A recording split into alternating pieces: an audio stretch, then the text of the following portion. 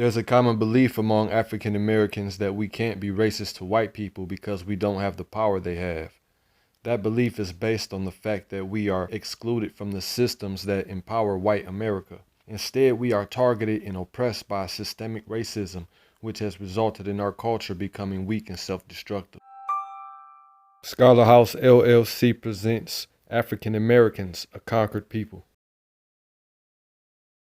It all started after our ancestors were transported from Africa to the Americas. Those enslaved Africans who survived became permanent residents of the countries they were taken to, and their descendants created the cultures that exist today. King James sponsored the first successful English colony in America. The Virginia Company, which was structured by James, was among the first companies specifically formed to invest in slave labor.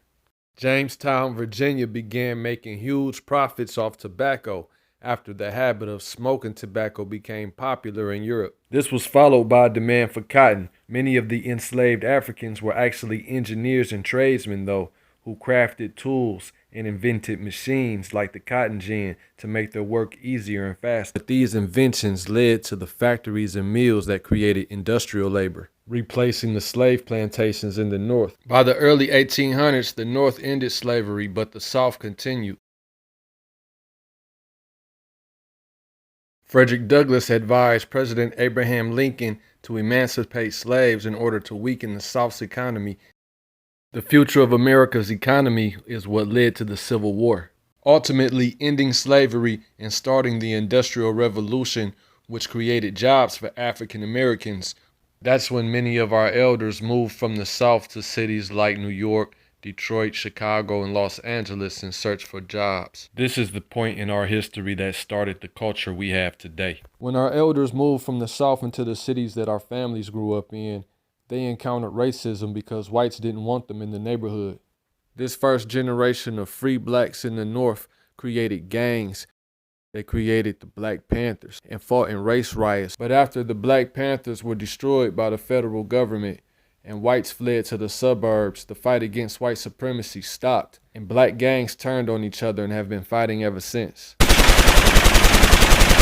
As long as the corporations are profiting, African Americans may find employment in industrial labor. But our employment options are often limited to industrial labor because of racism. We are the main consumers of the products that corporate America gets wealthy from. Civil rights leaders had recognized the problems with African Americans' employment options being limited. Civil rights legislation created provisions to provide us employment through city jobs. Progress made by the civil rights movement was lost after our first black city government sold us out. The resources that were entitled to us instead go to white communities. So despite gaining civil rights, our income disparity has remained the same since the 1950s. That explains why average black household income is approximately half of average white household income.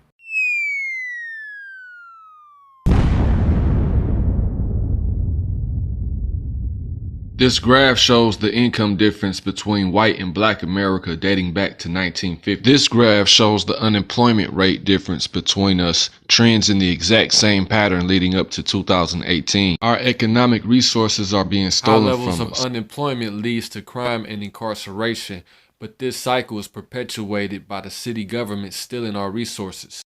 The solution to these problems were lost because African Americans are miseducated about civil rights and Dr. King's legacy. I have a dream.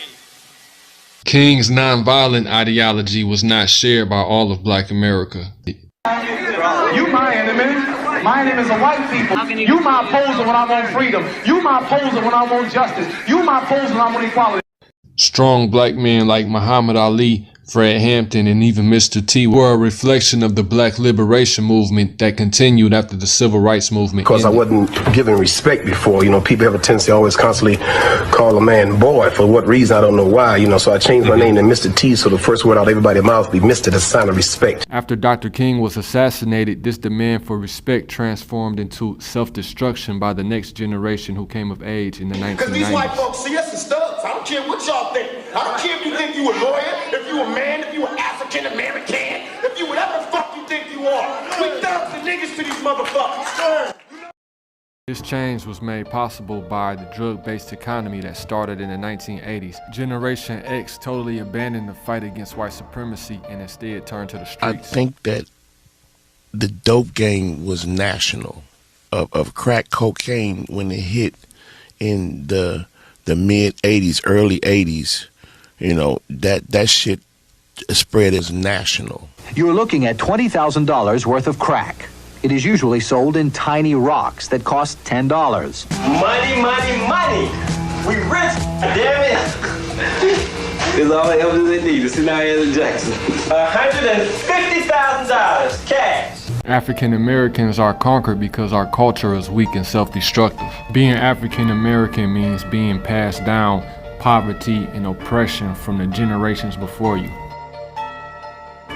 We need to create an alternative culture, which is why I created Scholar House LLC.